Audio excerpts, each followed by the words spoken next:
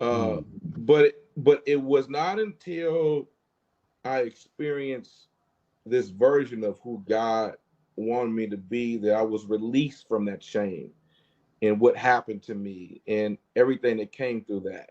So now I can say, yeah, I was molested and this happened, and you know what I mean, and free from all that, free from my past, free from the pain of all those different things. But it came from that relationship. It came from that love. Like it didn't come from tradition. It came from God. He loved me where I am, you know, and that makes me want to be better because he loves me for who I am.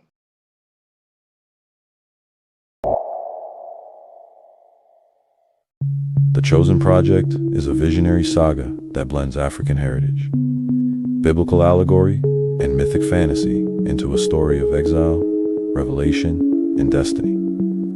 Through Enoch's journey, the series explores the battle between seen and unseen forces, inviting readers into a spiritual odyssey both timeless and urgently modern. Available on Amazon.com and Kindle Unlimited. Check out The Chosen Project by A.J. Moore.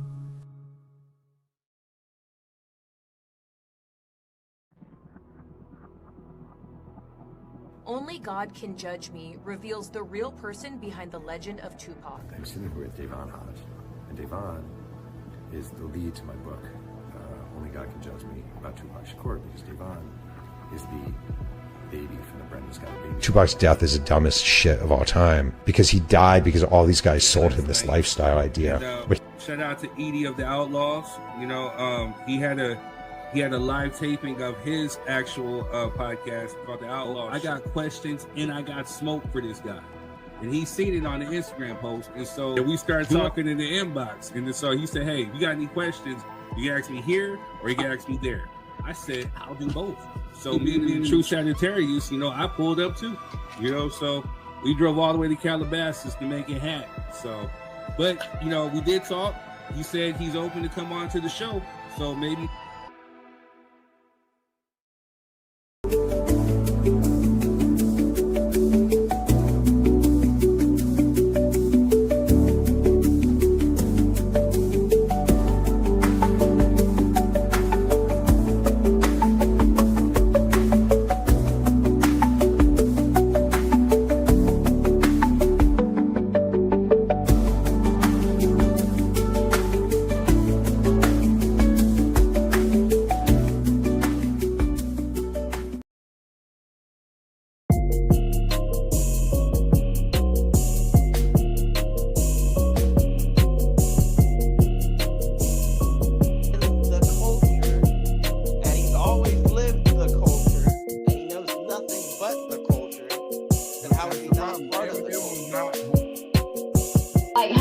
demand that I give a certain amount.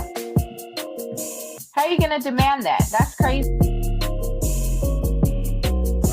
say that you get more jobs outside of the Breakfast Club now without mentioning that you get them because the Breakfast Club is crazy. He wasted a half a year in the campaign. And so where she, again, matter of fact,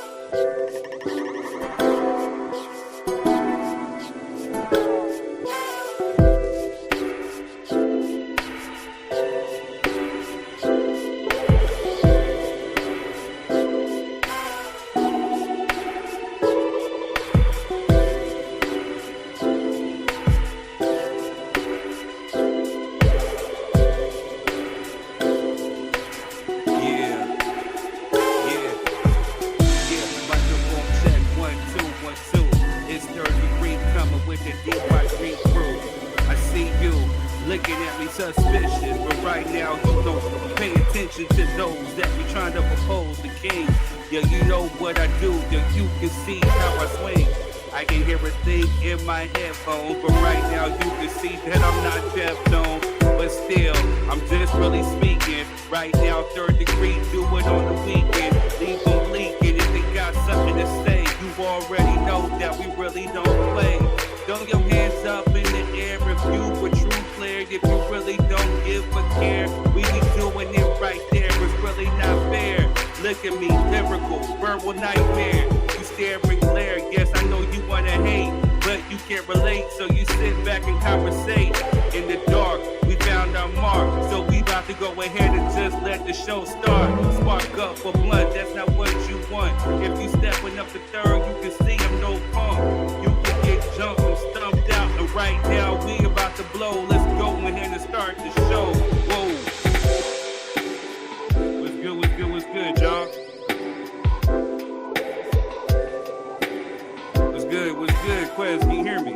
Yes, sir. What's going on, my brother? Man, you can hear the music? Yeah, I can hear it. I couldn't hear a dang on thing. I don't know what was going on, man. Well, man, you know what I'm saying? Hey, a true performer never lets anybody know there's something wrong with the show, man. You just keep going. That's the perfection of freestyling. That's it. Yeah, we couldn't tell it all. You know what I'm saying? Word to Big Bird, you heard it from 3rd, man. What's going on? We a day early, man. Don't say I don't want to. Yeah, let me shut up, man. You know what I'm saying? Let's go ahead and get to it, man. I'm excited, man. Right. Hold on, real quick. We got Rob. Rob, you good to come through? Give us a thumbs up, Rob. There you go. Yeah, you gotta give us 2 because you kind of clear. It kind of blended in with the wall. Hey, make sure you guys are hitting the share button. What's good with you, man? Good, man. I'm ready for tomorrow, Like this week needs to end. This week needs to end. Amen to that. And I'm saying it with a smile. I'm over it. Aren't we all? Amen to that. No, how you guys doing, man? How's everything going with y'all? Man, we are here. How about you? I'm the same, man. I'm the same. Another day, bro. Another day, same another shit. penny. Same shit. Right. Have another opportunity to be great, sir. Don't worry. How are you? How are you, Jess? I'm pretty good. Just a little tired, but I'm pushing. Hey, don't worry. You get to rest tomorrow. You know what I'm saying? You can rest tomorrow. You can. Yeah, you go to sleep early. That's the busiest day ever. What you talking about? Rest. Well, we took one of those things off your plate, man. So you and so what Quest is alluding to, normally we do the shows on Friday, you know what I'm saying? But at least I get to sit. I don't see how that went over your head. But you know what? Leave me alone.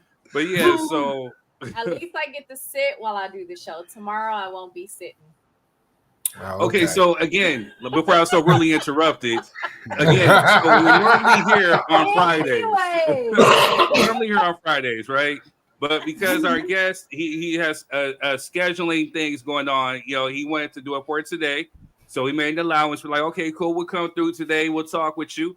So, but we will rebroadcast though at the same time. So you will still see us, but we're just a little day early because we want to make sure we come through, we would get the live folks, the live audience. So we need you to do us a favor, though. If you guys are here and rocking with us, please hit the like, share button.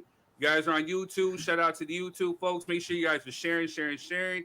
Engagement is key. And right now, we have a guest right now that dropped something so controversial. We want all the engagement. We want the numbers to go up. So sharing is caring. So please share. Get your numbers ready because it's about to go down tonight. You know what I'm saying? So, yes, sir. But with that said, let's go ahead and let's get into a little bit of ratchetness. We will be right back.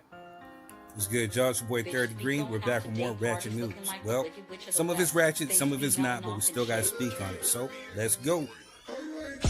Well, in honor of tonight's topic of at hand, Oakland jewelry store owner locks 5 robbers inside, 2 is unalived, and survivors charged with the unaliving. Man, he wasn't playing. Wrong one to mess with, right? All right, moving on. Trump administration wipes SNAP benefits info from government site. It's beginning to look real ugly and dark around here. We will keep you posted. All right, moving on. Cameron sues J. Cole over Ready 24. Man, you know what I'm saying? Talk about petty, but man, we're going to talk about this later too. Moving on. Can't Catch a Break Drake files a notice of appeal over defamation lawsuit against UMG and Kendrick Lamar's Not Like Us. Buddy, it's over. Like, give it up, right? Moving on. I think yesterday was the birthday of Tracy Ellis Ross. Happy birthday to her. Salute, Queen. Moving on. It's being reported that for the first time since 1990, no rap songs appear in the Billboard Hot 100 Top 40. I think it's time for Kendrick to make that call, go back into the studio. Or is it going to be You Can't Catch a Break Drake? I don't know. Moving on. I don't know if this is true, but it's definitely ratchet. Jamie Lee Curtis says nobody can tell which of her daughters is trans, and she wouldn't have it any other way. Yeah, moving on. Sorry this is out of sync, but going back to the SNAP stuff.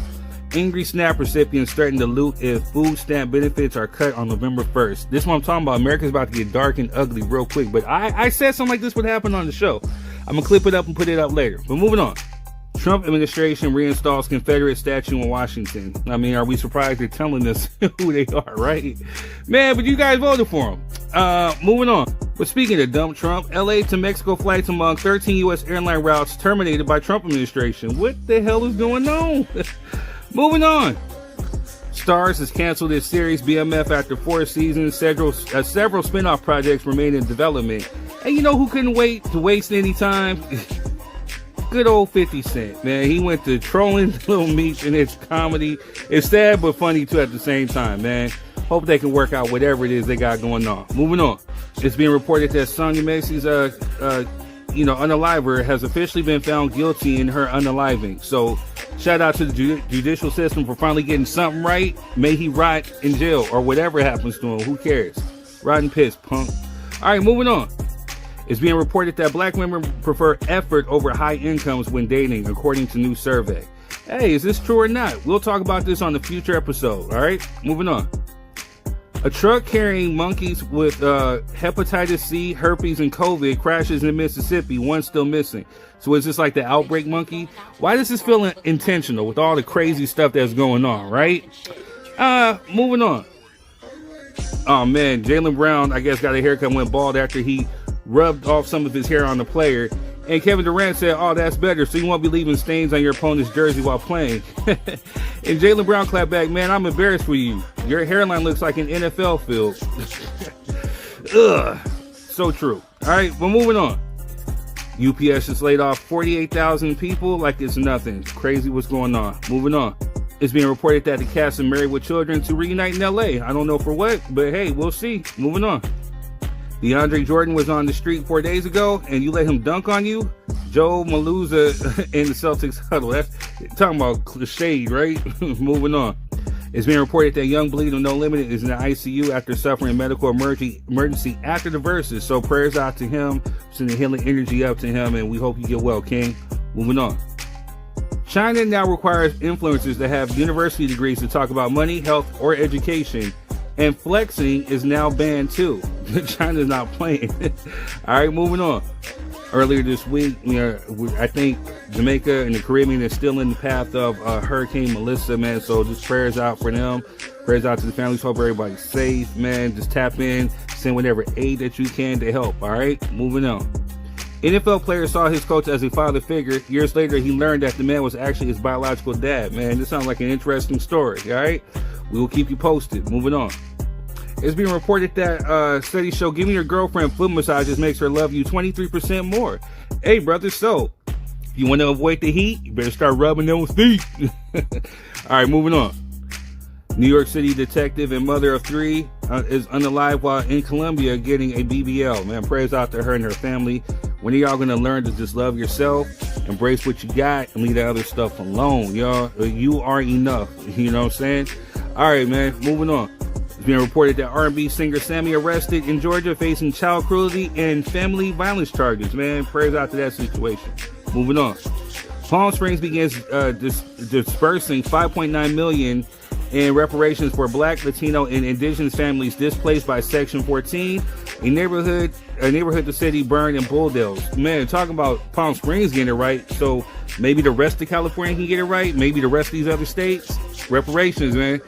Well, moving on. Black students are disappearing from elite college classrooms following affirmative action ban. Wonder why? It's by design. Moving on. Shout out for the team for dressing like Biggie Smalls for Halloween, and he was a dead-on ringer, right? Moving on. It's been reported that Floyd Mayweather and Manny Pacquiao are reportedly discussing a 2026 rematch. That might actually be good. They're both older. We see where they're at now, right? Moving on. California Governor Gavin Newsom finally confirms his 2028 presidential ambitions. Bro, we talked about this on the show. We will run this back. Moving on. Then last Saturday, we saw the versus matches between Cash Money, No Limit Records. It was epic, but that's what we're going to talk about tonight too, all right? So, moving on. Last but not least, shout out to Jeff Pearlman for stepping through to drop your 3 cents. He's coming up next, and we will talk about his controversial but interesting new book, Only God Can Judge Me, The Many Lives of Tupac Shakur, all right? So stay tuned, kick back. Anyway, I'm your boy Third Degree, and that's been your Ratchet News. Enjoy the show. We are back. Yes, sir. Yes, sir. I didn't even watch the verses. Yeah, what? I didn't watch it. Nah, because I already know who had hotter tracks. So to me, it was like a no contest. So yeah, who was that? Who had the hotter? Yeah. No Limit. What? Okay. No Limit. What? Like, why is that even? Why was even that debate? Like, hold on. Because it's just based on the individuals who would be attending is what set that one apart. Because if we went and Mystical wasn't there either, so there was no point. Yeah. Either was Lil Wayne. Obviously, right? He couldn't be there. You know. But he was, in my opinion, he was the hottest artist. So, like, that's fair. That's fair. Hey, did you watch it? Yeah, I watched it. I would say Mystical might have been the original. Take that. You know what I'm saying? Truth be told, you know what I mean. But yeah, I thought it was dope, man. It was good energy. I mean, there were some moments in there where I was like, all right, man, you know, it's kind of dry, but all in all, you know, it was good for the nostalgia feeling of, you know what I mean, back in middle school and early high school, living out that No Limit and Cash Money. Was your boy Silk the Shock there? Oh yeah, Silk the Shocker was up there rapping off beat. Man, I tried to wake Jessica up. You know, I'm like, yo, your man's on, your man's. She look up. Yo, your man's. I never liked Silk the Shocker. Never liked him, man. Uh-oh. I mean, you know. I think he was like the first pretty thug that was out there. Hey, man, that's crazy. You might be right. So I'm gonna give you a quick rundown. Yeah, I watched it. You know what I'm saying? It was epic. If we're talking catalog, you know, of course, Cash Money has the longer pause catalog. You know what I'm saying? Because we're talking Lil Wayne, Juvenile, BG. You know, then you're talking Drake, then you're talking Nicki Minaj, you're taking Birdman. You know what I'm saying? I mean, they only performed 10 songs each. You know what I'm saying? And between those 10, I mean, even Juvenile didn't even do High. Which, you know, to me, if he would have did High, I think he would have had the crowd a little bit more in there. And then, you know, Master P, of course, he was doing all his little commercial stuff. You know, his songs. But you know, when Ice Cream Man hit, I'm like, oh, okay. Then when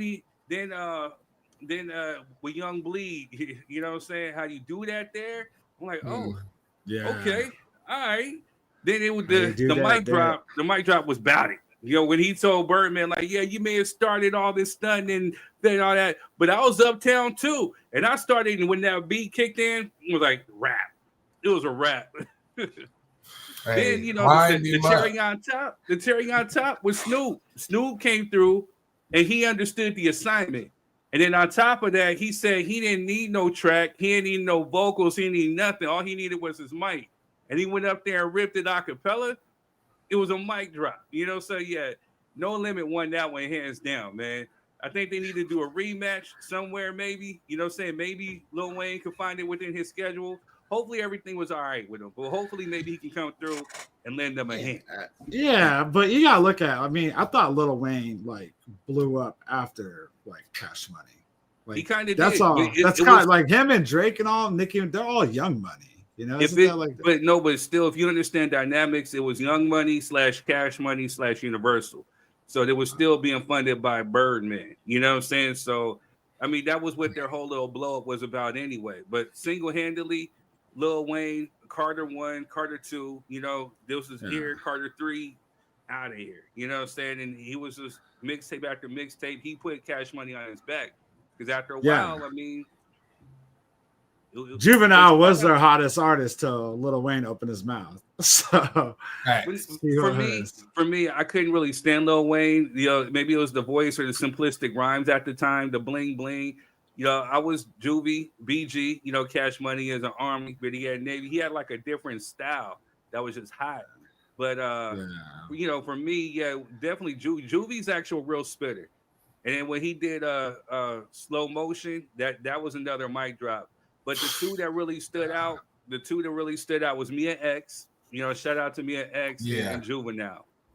Mia X, dude. She was hard, bro. She was hard. She don't get her flowers. She don't get her just due. She held that together, man. Because I look at Cash Money, I'm like, BG. Like BG, whatever. That dude was trash. I thought Manny Fresh was dope, though. He definitely had some fat beats. I mean, even though he looked like a Ninja Turtle, he's pretty badass. I mean, Fresh looked like somebody's stud auntie. You know what I'm saying? That's what he looked like. Yeah, damn. I said Ninja Turtle. He's like stud auntie, bro. Yeah, that's somebody's stud auntie. But no, it was good. I think they had the wrong crowd. I think I said that last week. I just think the crowd wasn't really that into it. You know what I mean? Like they needed it. They needed a maybe a more southern, not even really southern, but maybe a older crowd too. You know what I'm saying? They needed some of us 40-year-olds in the building. They had a lot of influencers and young people in the crowd. They don't really know about that era. You know what I mean? Exactly. They definitely didn't know about it. Word. They wasn't up in that. They didn't have the truth of the game. All right, y'all. So we gotta get ready for our guests to come through. So I need everybody. So a couple of house rules before we start going into the ads. I do have the link posted up in the description. If you're on Facebook, I'm getting ready to put it into the comments. If you come on, just know that if you're using your phone, you have to use headphones. They will work to help with the bleeding into the show. Also, too, your microphone, your phone, your microphone, whatever you're using picks up everything. So we want to always let you know and remind you that this is a production. You can be clipped up and you can be sent out. I have over 5 million some views on YouTube. We get over millions and some thousand some views sometimes even on here on Facebook. So we don't want you looking busted. We don't want you looking ratchet. We report the ratchet news, but we don't want you looking ratchet. But yeah, Rob, last week you were crumpling some paper. I got a clip of you literally crumpling the paper, man. I can't even use the clip. You know what I mean? Oh my gosh. Yeah, My man. bad. So just make sure that you guys are keeping your nice, quiet place. You guys are near your Wi-Fi. We don't want no buffering. We don't want no background noises, no dogs, no kids, no gunshots or helicopters. Nice, quiet spot with your Wi-Fi. Also, too, we want to make sure that their respect level is high and present. You know what I'm saying? It's okay to agree to disagree, but do it respectfully. No name calling, no getting out of hand. If it starts to get a little too heated or if you get out of pocket, we will put you backstage so you cool off. You ain't cool off, then we just got to exit you from the show. Also, too, if you have questions, feel free to come on and ask questions. This is definitely a good chance to, especially if you want to learn about Tupac. if you want to learn more about, about the biography and everything like that. But other than that, let's just come on and have a good show. Anything else that I missed?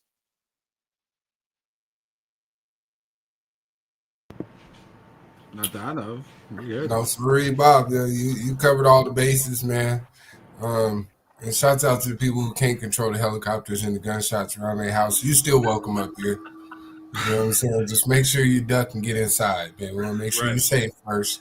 You know what I mean? Exactly. All right, y'all. So we're going to run a few ads real quick, and then we shall return. Uncle Nearest Premium Whiskey is a brand of Tennessee whiskey honoring Nathan Nearest Green, the first known African-American master distiller.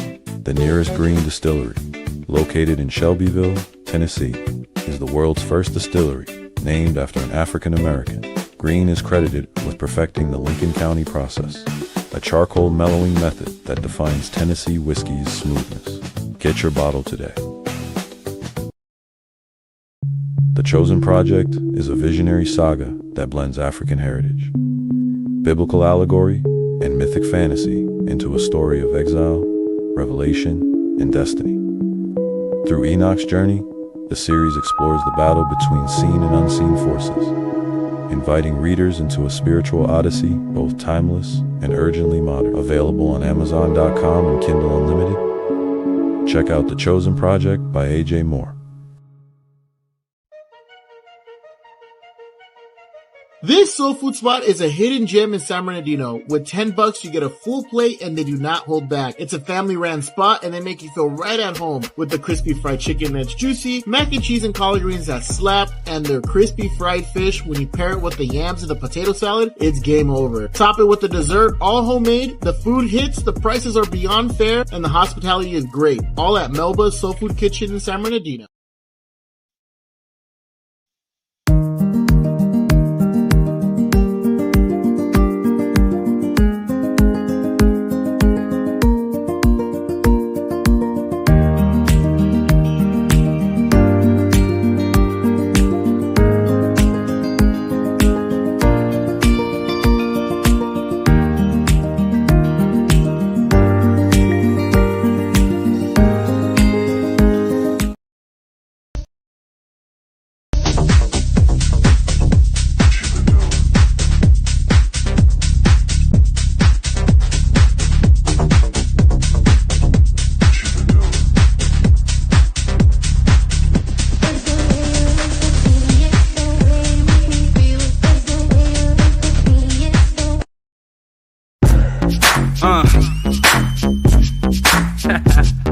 Yeah.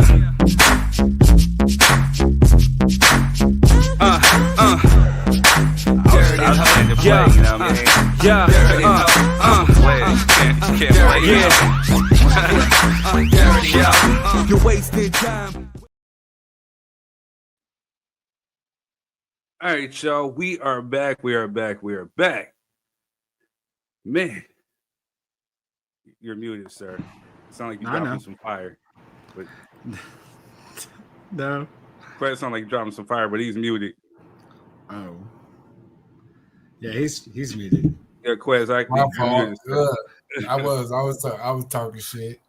You know what I'm saying? What ish were you talking? I said we better not get no copyright on this episode because of your own personal music. You know what I'm saying? We should be good. Yeah, okay. On your ass. Wow. Right. But yo, make sure you guys are hitting the like, share button. If you guys are on Facebook, make sure you guys are hitting the like, share. If you guys are on YouTube, shout out to the YouTube crowd. Make sure you get the like, share, subscribe, and the notification button. Also, too, you know what I'm saying? So just a little backstory. You know, we have a special guest coming up soon. You know, Mr. Jeff Pearlman.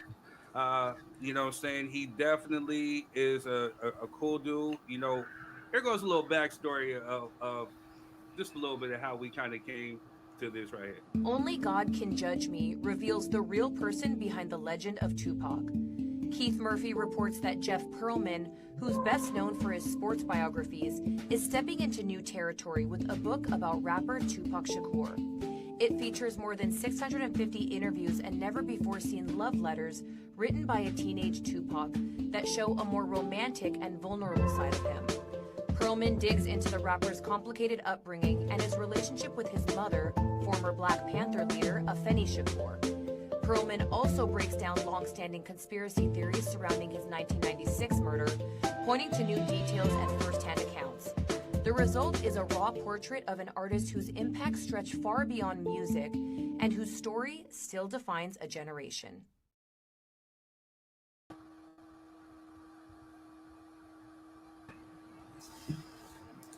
Yeah, so we are back. We are back. Jeff, I see you. Just give me a thumbs up when you're ready. All right. So, our next guest is a best-selling American sports writer and author known for numerous books on sports dynasties and figures, such as the Showtime Lakers, the 1986 Mets, and Brett Favre. His work has appeared in publications like Sports Illustrated and ESPN.com, and his book Showtime was adapted into the HBO series Winning Time. He is also a podcaster, a contributor to The Athletic, and he recently published a non-sports biography on Tupac Shakur entitled Only God Can Judge Me, The Many Lives of Tupac Shakur. So without further ado, we'd like to welcome to the stage Mr. Jeff Pearlman. Hello. Hey, how's it going? I just want you guys to know, this is very important to say. Of all the Jewish sports writers who have written a Tupac book, I'm going to be your best of the guests. I will be your best guest. Any Jewish sports writer you ever have wrote a Tupac book, I'm going to be number one. I'm going to own it. You don't have to worry. I'm here. Right. So you guys are in the show, but it's a pleasure to have you on the show, man. Thank you. Thanks for having me. Welcome to the show. Yes, sir. So, formally introduced, this is my partner, Quez. Of course, you already met my queen, Jessica. And then we got my friend, Rob. He was in music with us, too. So, yeah. Hello. Good to meet you guys. How's it going? I'm well. Thank you. Method, what is that back there? What is that football imagery I'm looking at behind you? Right. Oh, to my right here? No, the other one. What is that? Oh, that's Bret Hart. That's the sharpshooter of Michaels. Got it. Okay. It looked like a football. Yeah. The other one's the Malcolm Butler game-winning INT on the Super Bowl. Yeah, very nice. So you gotta go with those. Yep. Yeah. Don't knock the sharpshooter, Quest. Hey, Bret Hart. I didn't even say anything, man. Look, calm down. I think I put my girl in a sharpshooter, bro. I didn't take any shots at your memorabilia, sir, at all. I was gonna let you have your moment to shine. It's okay. Well, let's focus on our guest, man, Mr. Pearlman. Jeff, I want to congratulate you on your book. I just saw your post where you, I guess, it moved 8,000. Yeah, 8,000 units. About 8,000 books this first week, which is for me a record. So that's cool. Wow. Yeah, man. People think you sell like 100,000 books. How do you make the best?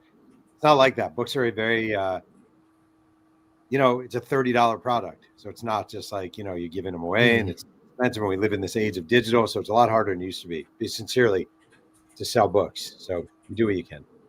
Right. No, man, absolutely. Your book has been bringing up a lot of noise, man. And the one thing I'm gonna congratulate you on and salute you on, your press run has been great, man. You've been popping up everywhere. Yeah, pretty good. It's interesting because it's my first non-sports book, so I've written 10 sports books, and it's really helped me to have sports connections, like places you wouldn't think, like All the Smoke, Matt Barnes and Steven Jackson, former NBA players, Rich Eisen, Jim Rome.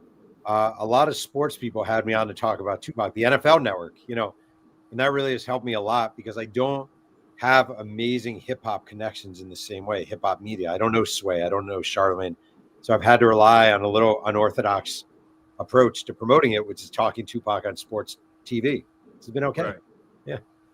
Well, I mean, I think that's a smart strategy because a lot of sports enthusiasts listen to hip hop.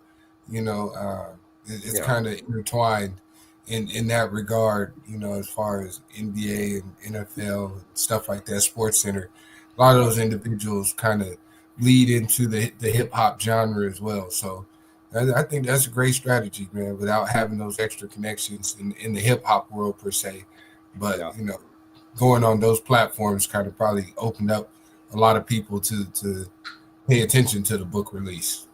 I mean, the one that was the most like fish out of water in a way, and I've been on before, but I went on Good Morning Football because one of the hosts, Kyle Brandt, is a longtime friend, and they're going from talking about whatever, Jordan Love to the Saints to whatever to Tupac. So a 7-minute segment on Good Morning Football about Tupac. And people are just, I've always tried to be nice to people in my career.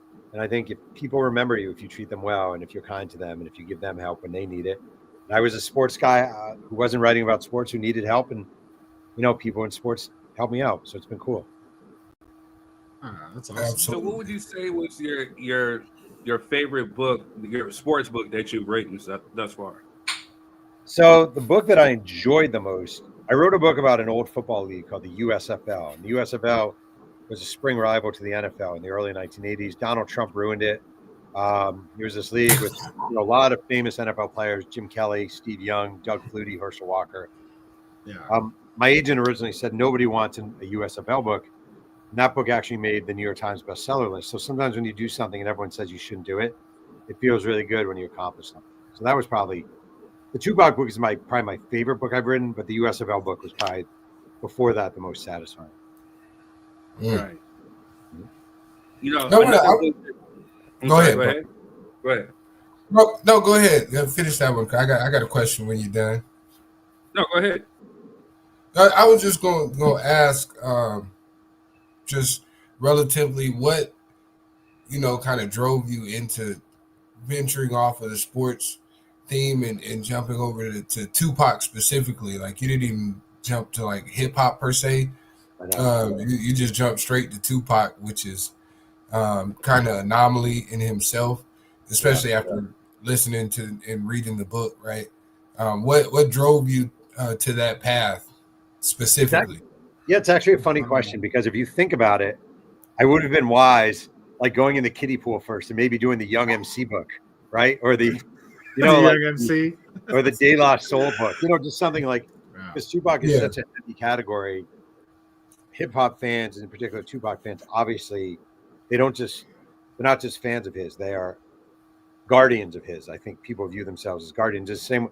I just think there's a crossover, Tupac fans, Elvis Presley fans, not a crossover, but the same way. Like, you don't talk negatively about Elvis. Elvis was a god. You don't talk negatively about Tupac. Tupac was a god. And I feel like I really wanted to write. I find his story fascinating. I think a lot of when someone dies young, you wind up having a lot of mythology and a lot of stories that get repeated over and over and over again. And you have the same 20 people telling the same stories over and over again. And I just thought there had to be something to add to this. And I thought, I've been waiting for, there's a writer named Kevin Powell, who was a longtime hip hop writer, wrote for a lot of the magazines back in the day. And I kept thinking he was going to do it. And then he never did it. And I just really wanted at least to try writing the Tupac book. I don't know if I succeeded or not. That's kind of what I wanted. I just thought, I'm just going to go for it. There are a lot of potholes, a lot of landmines, but I just decided to go for it. Right. Yeah. Good stuff. Oh, so what would you say? Were you a Tupac fan? Very much so. Very much so. Yeah, I love Tupac, but I didn't know. I feel like I felt like I knew a lot about Tupac until you do this kind of research and you realize you didn't know much at all. So I thought I know, right? Son of a Black Panther, New York, Baltimore, Oakland, LA, Suge Knight, Death Row, Thug Life across the chest. I get around. Like you think I ain't mad at you. You think and I didn't know anything. Like, I just didn't know anything. I thought I did. And I feel like I honestly doing this book gave me a PhD on Tupac, which is really rewarding. Yeah. I didn't know anything. Right.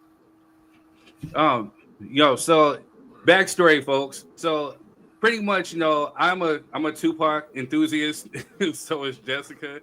I saw like a clip earlier, I guess a few months back, where you were talking about how that Tupac wasn't a tough guy. He wasn't this, wasn't that.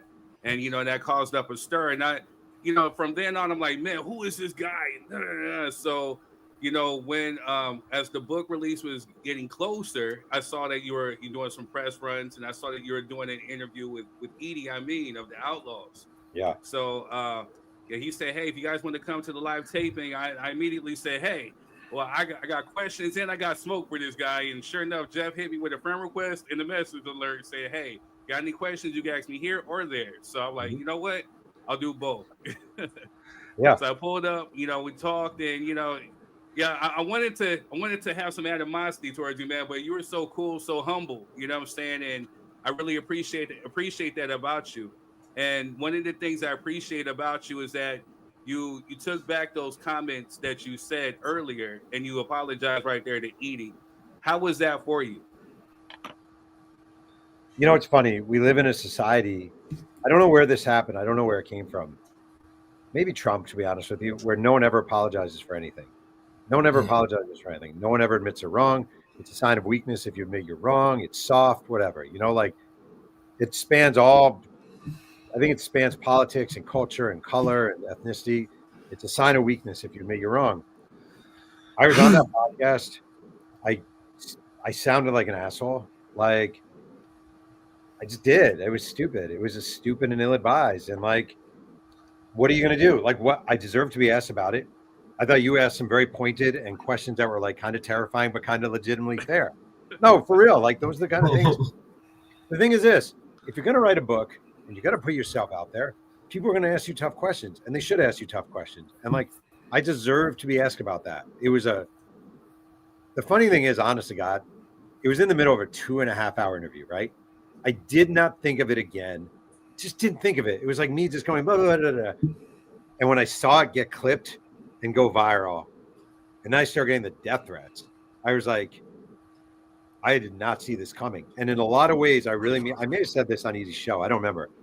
It was probably the best thing that could have happened for me, because it is easy to forget when you're so used to talking about your books that this is not Walter Payton.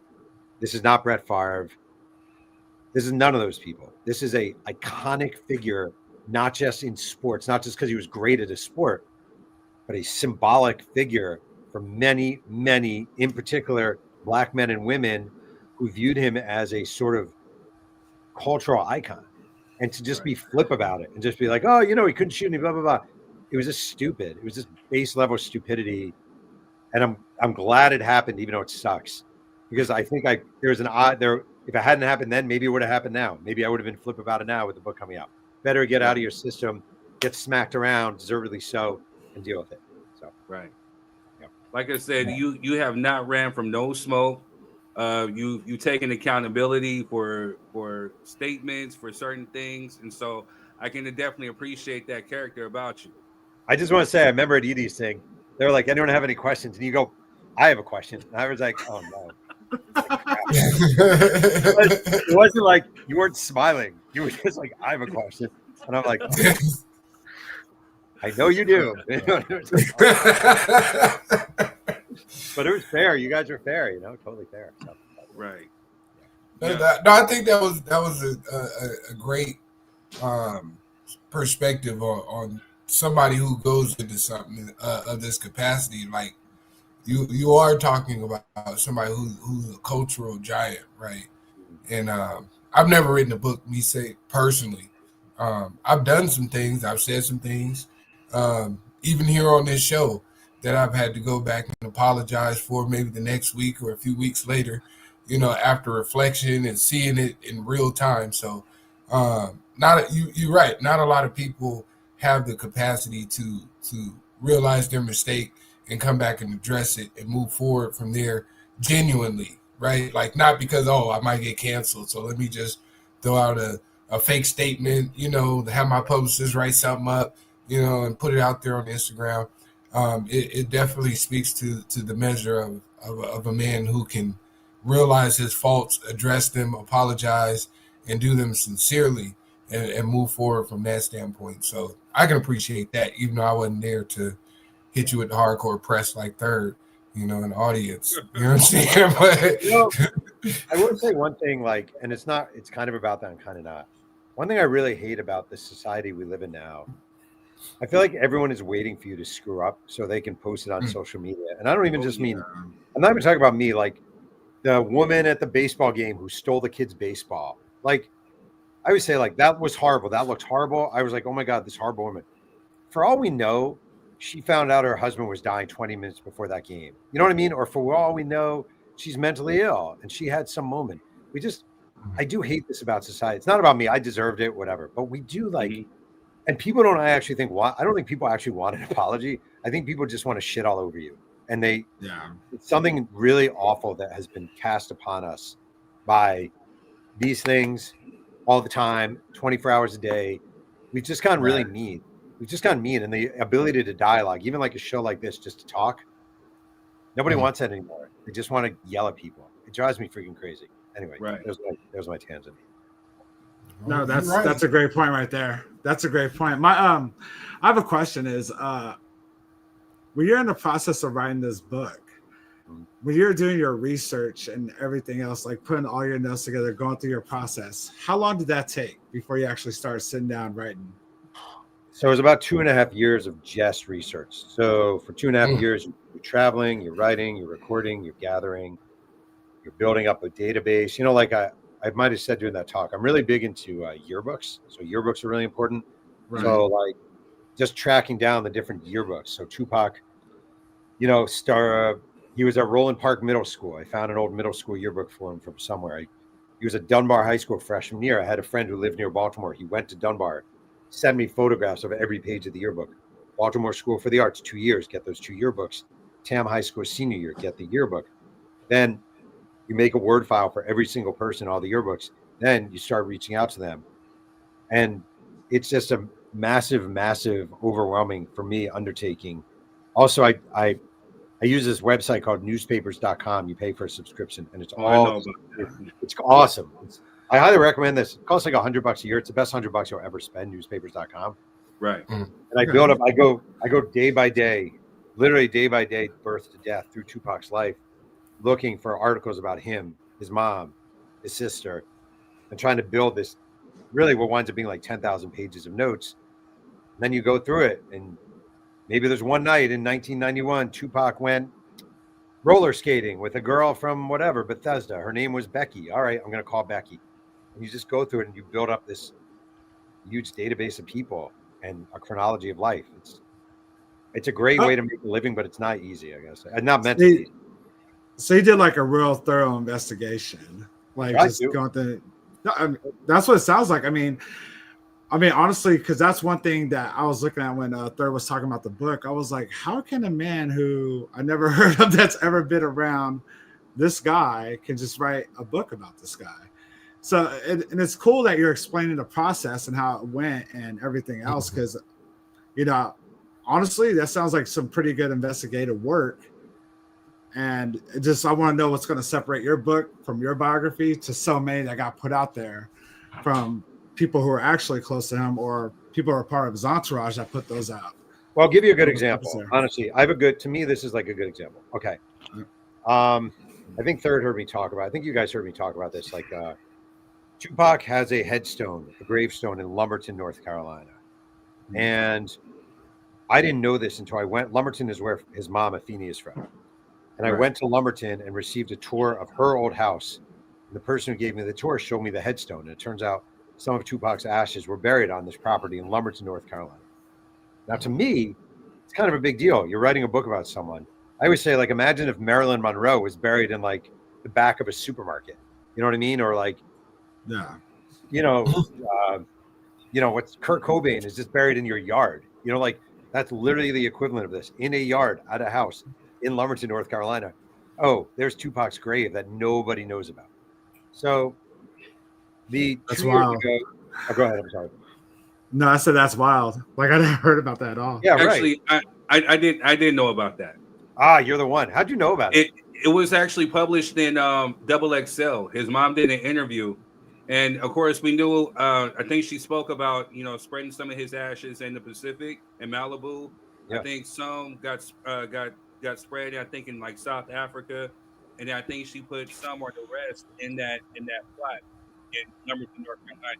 Interesting. I never saw that article. So I would say you and whatever the people who remember that article, but definitely like very few people knew that Tupac's grave was there, right?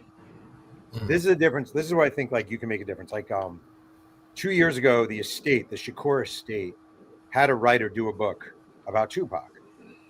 And the thing about an estate putting out a book is there are going to be things in there they want you to know and things they don't want you to know, because ultimately this is not a dogging at them. They're trying to make money. Like they are the Shakur estate. So when you see $8 Tupac t-shirts in Target or Walmart, that's a Shakur estate. The estate obviously knew that there's a grave in Lumberton. Like they had to have known.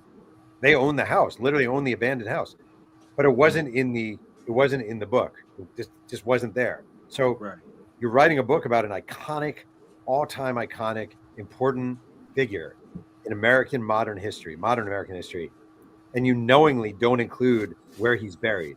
Like that to me is why you need biographies written by people who are not affiliated, right? Who are not looking out. I think part of my strength in this, honest to God, was I was an outsider, a sports writer. Nobody could say, "Oh, you used to write for Double XL. You're Team Biggie. You used to write for Vibe. You're Team Tupac." No one could say, "Oh, you were Tupac's second cousin, so obviously you're going to write glowingly of him," or "Oh, you're his enemy, so obviously you're going to write negatively." I came in a complete outsider. My whole job, my goal was to research, learn his life, retrace his steps, without any bias whatsoever. I came in loving his music. I didn't know about his life story in any like micro way. So that was the goal of the book. Right. Jess, I think Jess had some questions. Yeah, so I Bring it, Jess. Bring it. I'm here for it. So you say that you took accountability for the things that you said in the book that were not, I guess, 100%. Not in the book. Oh, on interviews. Yes, it was an interview from 4 months ago. Yeah. Okay. So how do Tupac fans know that you're not just, taking accountability just to, Sell books? Yeah.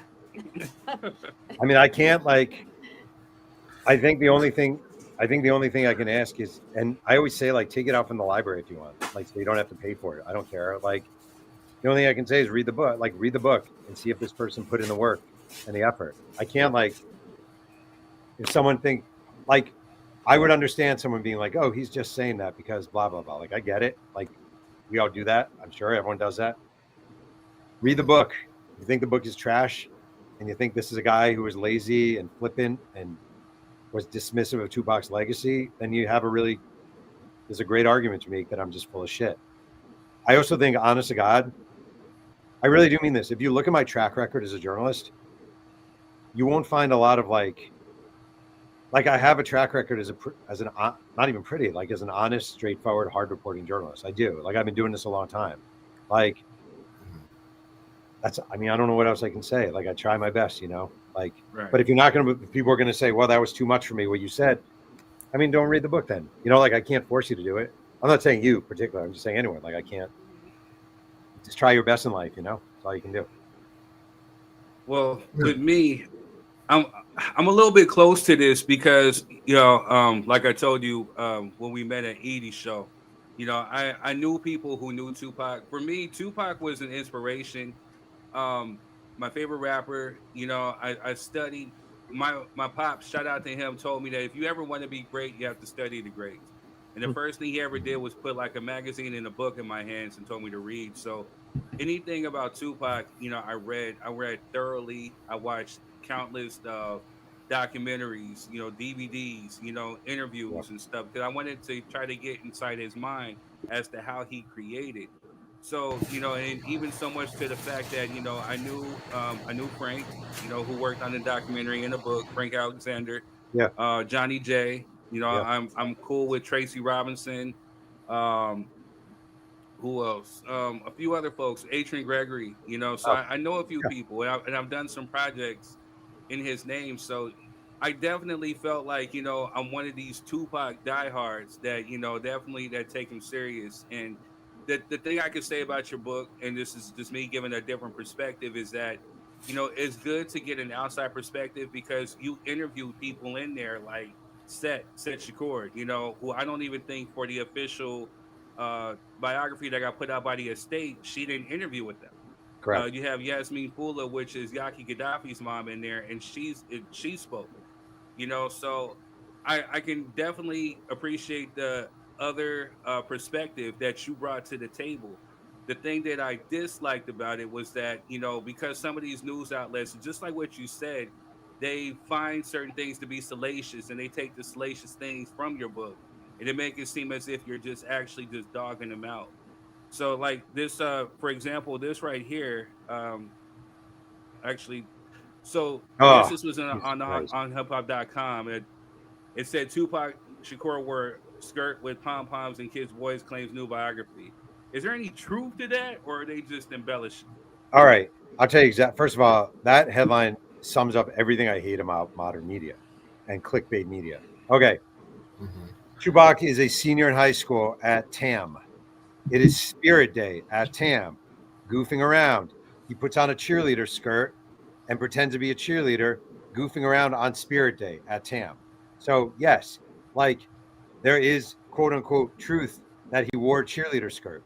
It was him goofing around, as any 17-year-old kid might do. And if you go through my high school yearbook, you'll see, on Spirit Day, people goofing around wearing togas, So yeah, it's true. The other one is kissing boys. He did kiss a friend of his. He had a friend named Seth Bloom. He was his friend at Baltimore School for the Arts. They jokingly pecked on the lips, right? When Tupac was a sophomore in high school. It wasn't sexual. Seth Bloom talked about his friendship with Tupac. And that was it. That was actually it. So I was writing about, especially in relation to the kiss, a large part of what that was about was this freewheeling, free-spirited performing arts school that Tupac was a part of, where there were a lot of gay kids, there were straight kids, there were kids who loved ballet, there were kids who loved opera, and he was a part of that. Tupac was a butterfly, and I don't mean that in any sexual or anything way. He was a butterfly in a performing arts school. He fluttered around. He was this beautiful kid who loved the arts, loved dance, loved singing, loved everything about it. He was that kid. If you listen to Tupac, very few homophobic lyrics in Tupac lyrics. There are a couple. Gay Ass Dre is one example. Not a ton. Tupac was an open-minded hip-hop artist way before they're super open-minded hip-hop artist. He was surrounded by gay students, by straight students. They were his friends, they were his colleagues, they were his classmates, they were his teachers. That headline, if you read that headline, you're just like, oh my God, I can't believe, how can this writer say he wore a skirt? It's read the freaking context. It's totally different. So I understand it.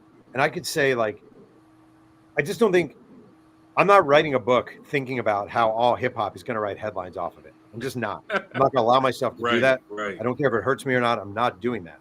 So if you want to criticize a book for that, that's fine. But I don't think it's really a fair criticism because it's not what it was. But listen, I'll be honest. I haven't finished the book entirely. You're under no contractual obligation to read the book. No. But I felt it was necessary before having this conversation to do, just as you've done, as much research about it as possible. I think, I listen to a lot of books on Audible because I'm driving most of my day for work. So I think I got 2 hours left of the book. But the guy who reads it does a good job, don't you think? Yeah. No, he did an amazing job. I do want to say, I just want to say for the record, I was asked a million times, so are you going to read your book? I'm like, I'm not reading this book. The last thing we need. No, I think that was a good decision. I think that was a great decision. The gentleman reading, he does a great job. He keeps you entertained and engaged into the book. So, listening to it for the past couple of days while on my trek through life, I can appreciate that we as fans, right? We all have our theories about, Tupac's life. We hear the snippets, from New York down to Baltimore into the Bay Area, going back to the Bay Area and then, Digital Underground. That's pretty much the consensus of most casual fans of Tupac before he got his big break. But I did appreciate the big wealth of information that you dropped into each of those categories, right? Through each of those periods of life, which I'm pretty sure took a ton of amount of research. But I wanted to ask, was a lot of that, I heard you speak on, going through yearbooks and maybe calling people, but were there a lot of referrals on who to talk to during that time? Well, was it a lot of, well, maybe you should talk to this person? And, because everybody has a different story about Tupac based on where he was at that time and what type of person he was. But your book kind of brought it all meshed in together, which was good. No, thank you. A big one for me, just as an example, was when he was at Baltimore and everyone said, you need to talk to Mary. You need to talk to his girlfriend, Mary. Definitely talk to Mary. And I kept trying to talk to Mary, and Mary wouldn't talk to me. And I told her about the Brenda story, about finding Brenda's baby, which definitely helped me a lot. That was pretty early in the process.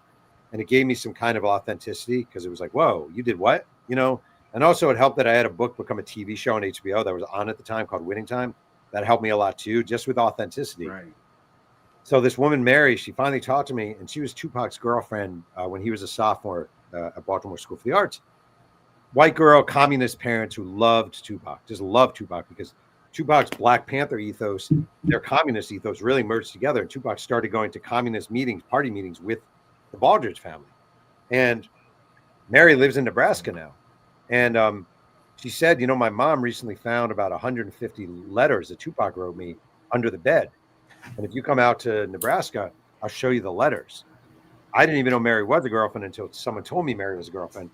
Next thing you know, I'm in Nebraska, as I've said, eating the worst bagel I've ever had in my life at the deli in Center City, Nebraska.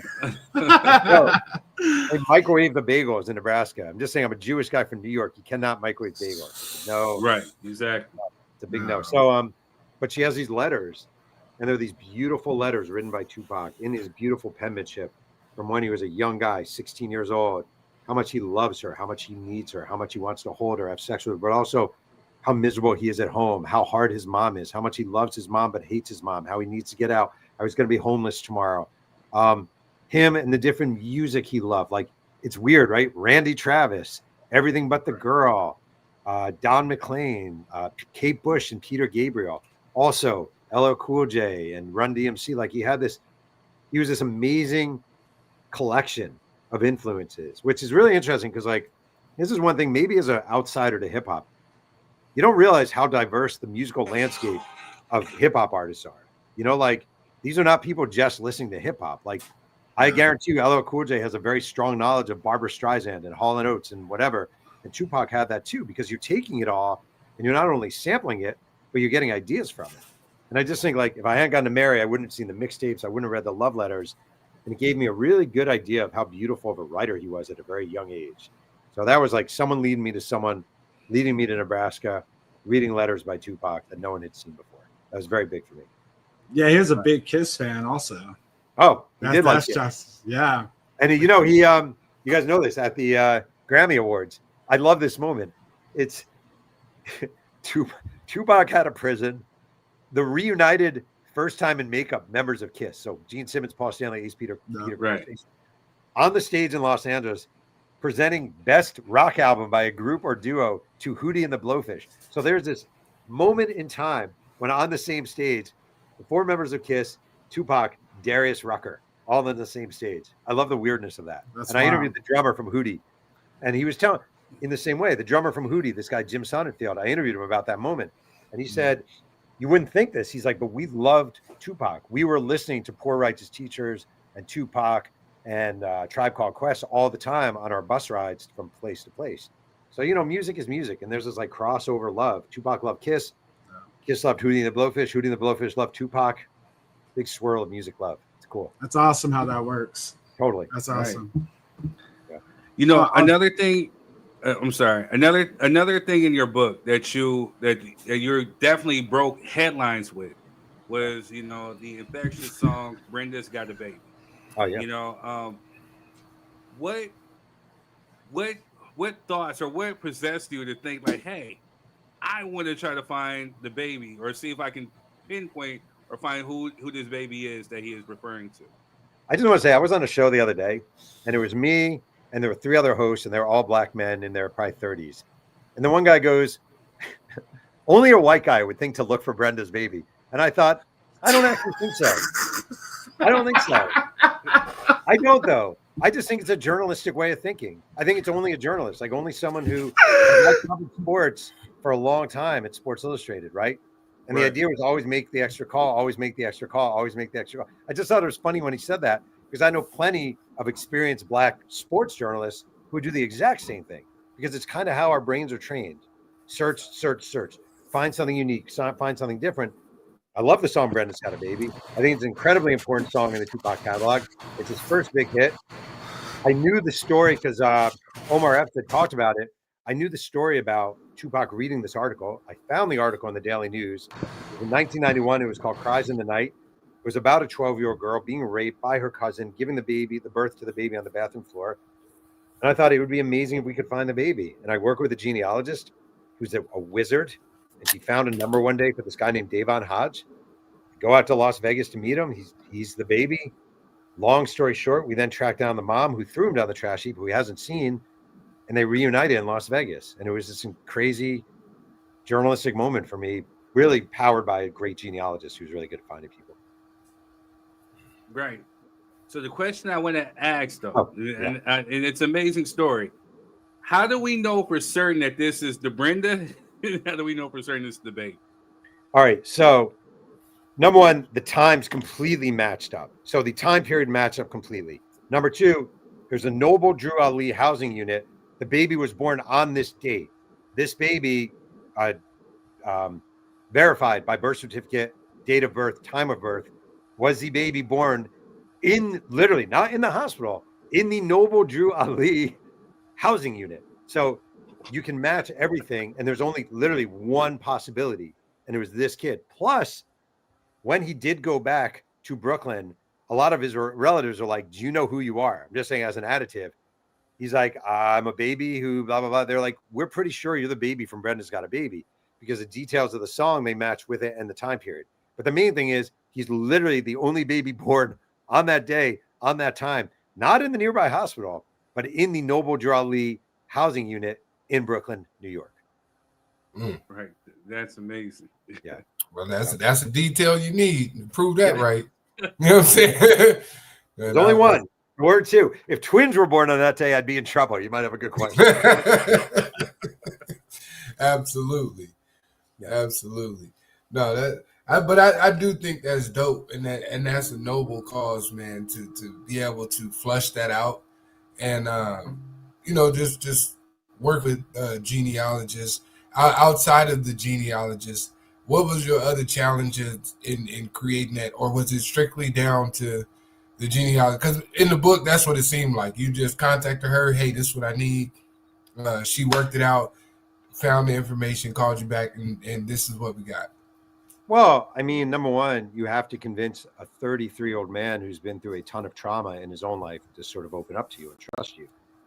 And I mean, one thing I really got a PhD on, maybe not PhD, but a master's degree working on this, is like trauma, young trauma. As Yasmin Foolish said to me, there's nothing like Black trauma in America, and what people go through and what this kid went through. If you think about it, in a way, I haven't even fully, probably properly, like, he reunites with his mom, right? And I'm like, oh, this is an amazing story. It's an amazing story. His mom threw him down the trash compactor, like literally opened the third floor trash chute, put her baby in a plastic bag, threw your baby down the trash heap, right? So that's not just trauma of like being discarded by your birth mother. That is, in the literalist sense possible, your mom throwing you out in the trash and presuming you were going to die. That is a lot of shit to overcome. Like, that's no joke. So I think, like, even just getting Davon to trust me, and I feel like we have a nice friendship now and a nice relationship, took, I can't say work, but a lot of like discussions and conversations, and like making sure he knew I was not, like, I never wanted him to think, it's almost complicated. Like, it isn't a book. So theoretically it benefits me. It's a book. If the book sells, that benefits me. I never wanted him to think that I was taking advantage of his story. Like, we appeared on All the Smoke together about a week ago. I wanted him to know with 100 million% certainty, I did not care if he went on. I didn't want him to feel pressure to go on. He doesn't need to talk about this story. If he never wants to talk about it again, he never has to talk about it again. Like, it is not. I had a show, an NPR show, This American Life, reach out to me today about having us do the show, right? And I was like, I said to them, and I really mean this, I'm not trying to look like a hero at all. I was like, this is not my story. Like, I'm happy to be the conduit, but it is the story of this kid and what he went through. It's not about, we have enough white savior movies in America. Like, we don't need another, oh, look at the great reporter who found this kid. Like, it's not about that. It's about his journey. So this was really important to me that he knew all the way along, like, it's your story. And the minute you don't want me to tell it, don't want me to use your name, don't want me to do anything with it, I will not do anything with it. It's far more important than a stupid book that will be selling for $1 in a year in dollar shows. It's not worth it. So that was always kind of hanging there for me. I have a question. Okay. So you mentioned also in the interview with Edie that you have a PhD in trauma. Probably just a master's degree, not a PhD. Okay. My question is, since you've gained all this knowledge on trauma and Black trauma, why would you write about Tupac and the alleged case about him allegedly raping another girl? Man, you're bringing the heat, which I can appreciate, actually. Yeah, it's fair. That's a fair question. All right. So to give a little background on this, as you guys know, Tupac, the Ayanna Jackson, that is why he went to prison at Clinton, because of the sexual battery case. And I, while doing the research, found a police report that was filed 4 months earlier by a woman in Los Angeles. She was 21 years old, Latina. She was at a club with her friends. Long story short, she danced with Tupac one time. Her boyfriend was back at USC. Her friends kind of left her, stranded her at the club. She needed a ride home. This is all allegedly, I just want to say. It's from the report from interviewing her. And she gets a ride, and she said to me, you know, I kind of thought I was safe because he's famous. Why would a famous person do something? You know, he's famous. You're not going to. And according to her, gets a ride home. Tupac says, we're going to stop at our place real quick. It's him and a couple of friends in the car. We're going to stop at my place real quick. And she's like, why? And she's like, no, just real quick. I have to pick something up. They park at his place. She says, I'll stay in the car. He's like, no, come in. And according to her, he brought her back to the room, his room, forced her into sexual activities, called his friends in after he was done. She started screaming, etc. He was like, oh, just take her home. Told one of his friends to drive her home, who was there. He started driving her home, said he wouldn't take her all the way. Basically, I'm paraphrasing, but unless she performed a sexual act on him as well. She finally gets dropped off at her boyfriend's house. Her boyfriend is a player at USC, a football player at the time. And she immediately calls the police, goes in, undergoes a rape test, is examined, has vaginal bleeding, rectal bleeding, bruises on her body, tells the police what happened. The investigator assigned to this decides not to pursue it because they say she had an opportunity in one little sliver of time to run away, and she didn't run away. Okay. I get this police report. First, it is a redacted case. So the first file I see has no names. And if I think redacted, I probably would not have touched it. The second file I have has the unredacted names. I also had a detective confirm the validity of the report, that it was a real report. This wasn't doctored or something like that. I reached out to the woman. I found her. Initially, she didn't want to talk. Then she wanted to see the police report. I showed her the police report. She read the police report. She grew very angry reading the police report because this was 30, almost more than 30 years ago now. And she said, reading the police report, she was reminded that they didn't pursue the case because they said she could have run away, right? And I did a very long interview with her. Her, narrative is unchanged from what happened. And she was traumatized by this, or at least she said she was. So I'll just say allegedly all the time. And here's my argument. And I do want to say, I understand people who are like, why would you use that? Why would you do that? Tupac went to prison for allegedly, it was sexual battery charges, but it was allegedly sexually assaulting a woman. Forcibly touching the buttocks. Correct. And after having sex with her amicably. Correct. Okay. Correct. Sure. And then his friends came. His friends came in, including Haitian Jack, and they whatever. And they had their way with her. And this woman, Ayanna Jackson, immediately when all this is done, according to reports, leaves the room, calls the police in the hotel. The police come, etc. To me, as a journalist, this is a huge moment in Tupac's life. No matter how we say, no matter what side you take, no matter how you feel, Tupac being arrested changes the course of everything. Everything. And he goes to prison for it. And it was for sexual battery. That is literally the charge, is sexual battery. I don't think you can find a journalist, black, white, young, old, hip hop, sports, news, entertainment, who would have a police report of a similar instance from 4 months earlier, verified by a detective, interviewed the woman, called the other person in the car who turned down an interview, didn't deny it, just turned down an interview. I just don't think it would be journalistically responsible. No matter how much someone loves Tupac, I just don't think it's journalistically responsible to not write that there was this allegation that mirrored the one that took place 4 months later. I just don't. I know you could say, well, he's not here to defend himself. That is correct. He's deceased. There's literally nothing I can do about that. But you can make that argument about a million things with Tupac. How can you write about him being up the limo driver? He's not here to defend himself. How can you write about the Alan Hughes beatdown? He's not here to defend himself. I don't know what to tell you. I just know if I'm reporting a book, a true journalistic book, not a fan book, and he goes to prison for sexual battery, and 4 months earlier, a woman makes a similar case, interviews with me, I have the police report verified, and I try to interview the other person, I don't know what else you're supposed to do. And I know you're going to make an argument against me, and it's cool, but I'm just saying that's my perspective. Sorry for the long one. So the outside looking in, just giving you a different perspective to kind of like, proceed.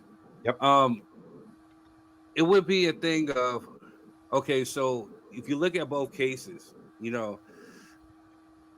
both, this other one in LA allegedly had a boyfriend. So why is it that these women who have boyfriends are putting themselves in these positions? That's one thing. And then on the other hand, my question would be, as a reader, are you putting this in or including this into the definitive biography of Tupac Shakur? Are you trying to align and say that he is capable of this behavior? Or are you just simply mentioning an allegation? I don't know if he's capable or not. I feel like, wait, what was the first question you asked? Because I wanted to answer that, and it kind of slipped my head right there. I apologize. It was more so just a different perspective. Like, okay, you have this one over here where you look at the case. She has a boyfriend who is a football player at USC, Right. So what are you doing in this position? And then also, too, we know that, hey, and I'm not saying this is to any victims out there. Of course, we have, victims, and then we have people who will expound or maybe, embellish on certain things, So I'm not saying that she didn't, whatever, but it's one of these things where if we don't know definitively, I would have said maybe kind of like keep it out of the book, as a Tupac fan, what I'm saying? Like, my thing is the good, the bad, the ugly. If he did, then that would be one thing. If he did you read the book yet? I'm not being critical. I read it. I actually just finished it today. Okay. The book, as you know, I haven't talked about this at all in this regard. That chapter starts with a story literally told to me by his cousin, Kenny. You probably remember this, East Lansing, Michigan. And I'll tell her right here. Tupac is having sex with multiple women. Mm-hmm. Kenny Lassane has recently become a Muslim. Right. Calls his cousin, and he calls him his hairy ass cousin, because he's been growing out his, for religious purpose. He calls him in, and he says to one of the women, "This is my cousin. Give him a blowjob." And she's like, "I don't want to give him a blowjob." And she's like, he's like, she's found. Now this is from Kenny Lassane. This is a direct story told to me from his cousin. This isn't from quote unquote a groupie. This isn't from someone quote. Again, I don't know if Tupac, what he did and what he didn't do. I just think Tupac fans, which I understand, want to believe the best of an icon. Like, I understand that. I really do. I understand that wholeheartedly. I do. But I feel like if I were writing a book about someone you don't care, if I was writing the John Oates biography, right, from Hall and Oates, and I literally tried to pull that one out. I thought that was pretty good. And I literally told you Oates was accused of sexually battery, and 4 months earlier, there was this rape allegation against him. Do you think I should use that? I think you would probably say yes. I'm just being honest. I think you'd be like, yeah, that sounds like it would be reasonable to use considering the thing later on. I think because it's Tupac and you love Tupac, which I totally get, I think it becomes personal. And for me, this whole book, and maybe it's for bad, I don't know, was journalistic. I wasn't trying to defend Tupac. And I'll tell you one more thing, and this is important. I really mean this. This would be an easier book to sell if I did not have that in there. And I knew that from the time I reported. Very true. I know that. I see the attacks. I see the who is this guy. I totally get it. Like, I just really believe in journalism. As I probably said that night, like, I believe in journalism. I do.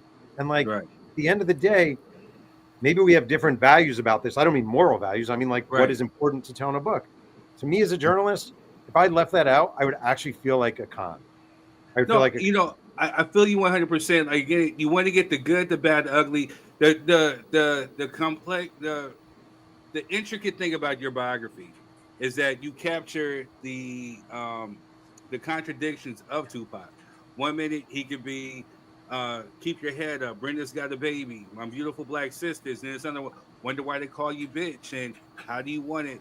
That is the complexities of us as humans. You know, we're different ways around different people. So I get it. If it was one thing, if he did it, then it'd be a thing. Okay, hey, mention it, because we want the good, the bad, and I'm talking as a huge Tupac fan. But with me, a little background with me. Again, I am a hip hop performer. I'm an entertainer. I've seen the quote unquote groupies, the one who has a boyfriend or who's talking with somebody, and they put themselves in these positions. And then again, once you don't necessarily get what it is that you want per se, then all of a sudden here comes these stories. And I've seen the backstage stuff. So again, I'm seeing it from both perspectives, from yours, and then I'm also seeing it from a performer's perspective. Even as a Z-list celebrity, if you say, like, if a woman sees potential in you, or even a man, they see potential in you, they will embellish a story in order to. Hey man, ain't nobody coming to see you, Otis. You know what I'm saying? Nobody looking for you. Coming. I'll be there. Wait, I hear what you're saying. I actually do. I will say this. This woman, and I'm not, again, for the millionth time, not that it helps me, I am not saying he did it or didn't do it. And there's nowhere in the book where I say it. Like, someone today wrote me and said, how can you call him a rapist? There's nowhere in the book where I call him a rapist. I'm just saying, like, I understand I put it out there. Like, I've mentioned the chart. I never, ever. I just want to say that. Okay. I'm just saying, in this woman's defense, again, not knowing she had no reason to talk to me. She is now a mother in her 50s, living way out of state. She spoke to me anonymously. Like, there was nothing to gain for her at this point. Right. Nothing. She was mad when she heard the police report because she was furious about their refusal to pursue it because they said she had a chance to run away. And there's a long history, especially back in the 90s and the 80s, of police reports, police departments across America lazily responding to sexual assault cases and dismissing it as, well, blank, you could have just run away, or blank, he was your boyfriend, so he couldn't have beat you, or blank, you're married to him, so there's no way he did blank to you. And I just think, like, for me, I felt her frustration. Again, I'm not saying he raped her. I'm not saying he didn't. I'm just reporting the report that was filed and its proximity to the incident that happened at the Parker Meridian. I think it was important enough to report. But I do understand the question. I really do. Right. And if people think it was bullshit of me to write it, I understand. I disagree, but I understand. I hear you. To be honest, now after hearing the backstory, I don't necessarily feel that way. You know, on surface value of hearing it without context, you know, because in the book, all the context you just gave is not there, right? We just hear the story. Here it was a part of his life, and then we kind of move on. But hearing the context of how it was relevant and why you felt it needed to be in there kind of changes it. Maybe for some people, not for all. I'm gonna be honest. There's a bunch of Tupac fans that still don't give a damn. They don't care about none of that shit. But in reality, like I kind of get your perplexity to tell the truth, regardless of your feelings. And to me, if that's part of the truth, you know what I'm saying? Like not necessarily saying he did it or not did it, but that there was actual report filed But and it even was in even still with context that of. playing advocate, I know I haven't played advocate in a while. Hey, yeah, But even I didn't play Indiana, advocate before I finished. You know what I'm my saying? fault. Go ahead. Go ahead. But even the Ayanna Jackson thing, there was some inconsistencies. And the one thing, even with that, Tupac did take accountability for that. You know what I'm saying? Like, even Charles Man Fuller said that, hey, he got up and walked out of the room. So we don't know necessarily if she was doing that to get in good favor with Tupac, to smash the homies. This is what he's into, then maybe he'll still be with me, which is naive to think, or if it actually forcibly happened. But we don't know what happened in that room once he walked out. But he took accountability for that. Like, I should have used better judgment. I should have made sure she was out of there, and this, and that. So there is that, And again, like, the one thing that Jeff, I think that you brought up with you and Edie was that Tupac was like in his early 20s, so he was making mistakes, and that's the complexity of us being humans, that we make mistakes and we should be allowed to make them. But again, just with the Anna Jackson, there were some inconsistencies even in her story that made her look like a little But again, even with this woman, I don't know her whole story per se until you brought it out, but who knows? I mean, I would say in many sagas like this, there are inconsistencies. I mean, when he was in court, he was doing an interview outside of court one day, and Tupac said, she said, I sodomized her. She sodomized me. Like, that doesn't even make sense. Like, she didn't sodomize. I'm just saying, like, right. These cases are like, that whole case was a big dumpster fire of craziness like that. It was. He's literally showing up in court in a wheelchair at one point, because the Quad Studios, like, it's all right. I don't think there's ever been a bigger clusterfuck of like things happening at one time than Tupac on trial and Quad Studios all in that same time sphere. It's a crazy, crazy time to be Tupac and to observe what's going on. So anyway, and the moment when one of my favorite moments, just because it's so weird, the time he's wearing the Detroit Red Wings jersey and he's spitting at the paparazzi. Yes. So Yasmin Fula, who is Yaki's mom and Tupac's sort of advisor, I taught her a lot for this book, and you could see her in the background, and she told me they're walking out, all the paparazzi are there, and she says, "Now Tupac, just go right to the car, just go right to the car," and he starts walking up and spitting on the reporters, and she's just going. You can kind of hear her in the background going, "Tupac, no! Tupac, no! Don't do that!" I heard that. I didn't know that was her, but yeah, I heard that before. Yeah, Yasmin Fula yelling, "Please don't spit on the reporters!" And I interviewed the reporter, the photographer for the New York Post, who was there, and I asked him, "Did he remember what Tupac said?" And Tupac said, "I'm not spitting on you. I'm spitting on what you represent." He's kind of spitting on them, though. He's kind of doing both at the same time. Right. Yeah. See, back to my point, third. You know what I'm saying? You can't be mad at those factual, you know what I'm saying, inclusions and then be, subjective about the other ones. It's all necessary. You know what I mean? I understand as a fan, as what you call them earlier, Mr. Pearlman, the guardians, right? As a guardian, I think a lot of people's emotional and ego-driven feelings get involved when certain stories come up. Hey, you want to know something? I just received a text, and the text said, "Father, funk you." Hey, I'm just saying. You know what I mean? Look, 30 minutes. Go ahead, Jess, real quick before we segue into a few more questions. I don't want to hold on Mr. Pearlman, but oh no, I just want to say, oh my God, I cringe. I cringe every time you ask a question now. I'm like, oh no, what's coming? Shit. Go ahead. She's short, but she's feisty, right? Yeah, no kidding. No kidding. No, go ahead. They're all fair. It's all fair. Yeah. I'm just looking at it as just for people in my community, not even just as a fan, just for people in my community. Like I said about the Black trauma, you know what I mean? There's many people that have been accused of doing things with women that were not true. Emmett Till, perfect example. You know what I mean? So it's like, why even put it in there if you have a master's in Black trauma? Why even put that in there? He doesn't have a master's in Black trauma. He has a master's in trauma. Okay. Yeah, trauma in Master's general. in trauma. Yeah. Why even put it in there? You know what I mean? Because I have a son, and if someone accuses him of doing X, Y, and Z, you know what I mean? That's where I'm coming from. Let me ask you, let me throw it to you actually in a way. I don't mean this in any kind of confrontational way. There's a woman who swears to God that when she was 21 years old, Tupac drove her back to his apartment when she thought she was just getting a ride home. There's a woman who's now a mother of multiple kids, who's married to the man she was dating at USC. As a woman, again, I'm not being confrontational, to be clear. I'm actually kind of fascinated. Like,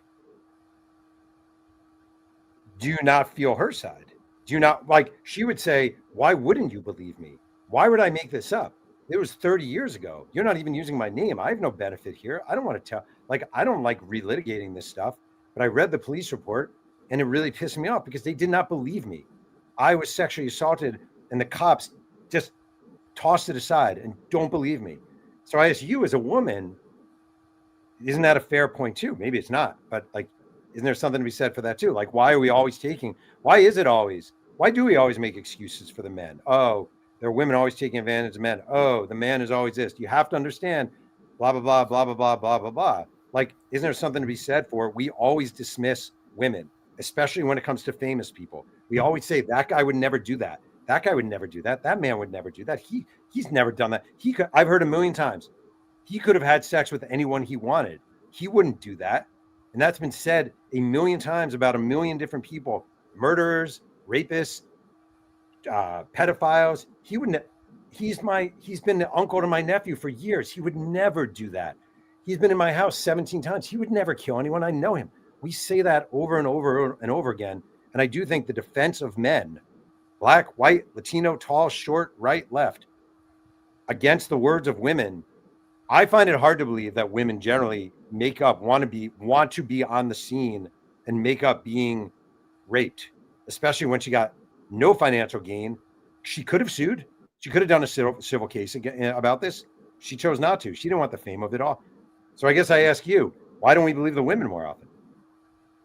As a woman, I would never even put myself in that situation. What was the situation? She was drunk and needed a ride home. Yeah. Yes. I would never ever. Jeff. Look, let's put it in a more modern term. If we read this story on Instagram tomorrow, the story of this lady, and Tupac wasn't the name of the gentleman she was speaking of, women would be outraged that the police did absolutely nothing. Let's just be honest. I agree. Women would be absolutely outraged that the police did absolutely nothing for this young lady. I'm just me being non-biased, right? I'm a man, you know what I'm saying? I don't know what that department feel like. You know what I'm saying? I ain't never been raped. I tried to a couple times, but nobody wanted to. So, but you know what I'm saying? I'm just saying, truth be told, right? Listen, if this was on everybody's news feed in the morning, women would be up in arms right now, asking for justice reform, difference in policing. But because this happened early 90s, late 80s, whatever the time frame may be, it was a different time then. I also want to say my wife, who's a social worker, she overheard me saying, she just texted me, she wrote, women are outraged daily because police don't prosecute. That's why they don't report. And my wife, who's a longtime social worker, I think that's a fair take. So I don't know, man. I don't know. It's one of those gray areas. I hear you. One of the things too that, are you good with time or you have to go? I have another like 10 minutes. My wife's going to kill me because we have food downstairs. That man in trouble. Yeah. Just want to point out real quick, order the book. Thank you. Got on Amazon. Thank you. All right.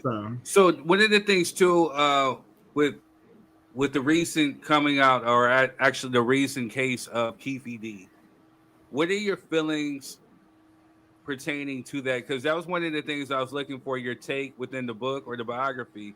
Yeah. Do you believe that? Do you believe that he had a hand in this? Do you believe his guilt, or do you believe that it was just made up or fiction? I mean, he was in the car with Orlando Anderson, so he was involved. I find the murder I don't think the murder itself is overly confusing. I don't. And I think most people I interviewed from death row, different people along the way, tend to agree with me that, it's the aftermath of the Mike Tyson. Like, the big thing is this: people say, like, oh, no, you don't understand. Puffy paid them to do it, right? And I kept talking to people who were affiliated back in the day with either Mob Pirus or Compton Crips, right? And they keep saying nobody would do it on a promissory note. Like, Puffy didn't pay anyone yet. So, like, you're not going to go shoot someone. Oh, and when you do it, I'll give you $1 million. Like, you better give me half the money before I do this. I'm not just going to do this on your word. Right. And a lot of people are like, no, he did it because Puffy promised him money. That's utterly ridiculous. What do I know? Well, plain advocate, he is stupid enough to maybe do that because he has been speaking Oh my God, about he is so placing stupid. himself in the actual car. Come over. Wait, in your defense there, KVD might be the dumbest man in America. I've never seen anything like this. Correct. Who implicates himself? Who implicates themselves in a book? What's the most amount of money he could have gone for that book? $30,000? Like, you literally implicated yourself in a book. Then go on The Art of Dialogue or whatever it was. How much could they have paid you, Max, to implicate yourself kind of again? What are you doing? And then you go on Vlad. And then he actually goes on to Death Row Chronicles on BET. I mean, this guy is not joining Mensa anytime soon. This is not a genius right here, I have to say. It's kind of crazy. Right. I just think, honestly, from the reporting, from talking to people, and I understand people have different opinions. I totally get it. It's after the Tyson-Selden fight. Tupac wasn't even going to be there, but he's there. He's with Trayvon Lane. Trayvon Lane recently did have his medallion swiped at the Foot Locker by Orlando Anderson, a gaggle of Southside Compton Crips. There's Orlando Anderson right in the middle of the MGM Grand wearing a Dan Marino Miami Dolphins jersey, which is super weird. Yo, that's the guy. Who? That guy right there in the Dan Marino Miami Dolphins jersey. Tupac goes up, punches him. They all come along. They stomp him out. They leave.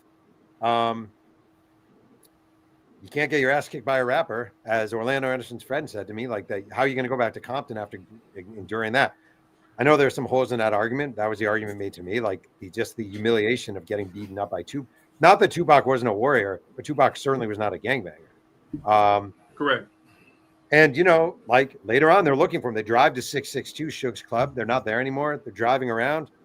Holy crap, there's Tupac literally hanging outside of the BMW, out the window, kind of hollering at people.